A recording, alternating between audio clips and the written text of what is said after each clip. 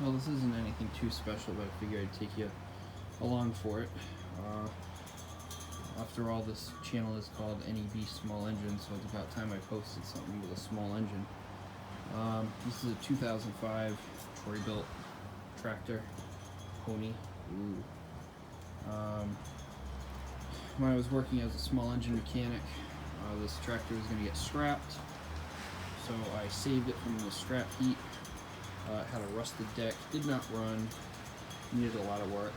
Nothing too major, but stuff that the owner didn't want to put money into. So I took it, figured I could use it to pull a cart at my other job, which I'm now at full time. So here it is. I got it running last summer. Took the mowing deck off. Don't need it. All it does is pull a trailer. It's been sitting for about a week. It was negative 15 Fahrenheit last night. So I figure I would take you along and see if this thing's going to start or not. It had a bad camshaft. I put a new camshaft in it just before Christmas. I couldn't get it to start up very easy. It would bind up and the camshaft was all worn out.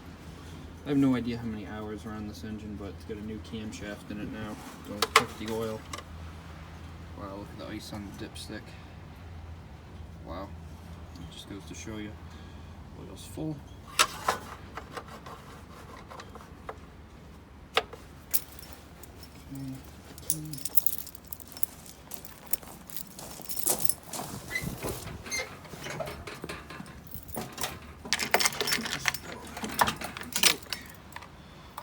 See what happens.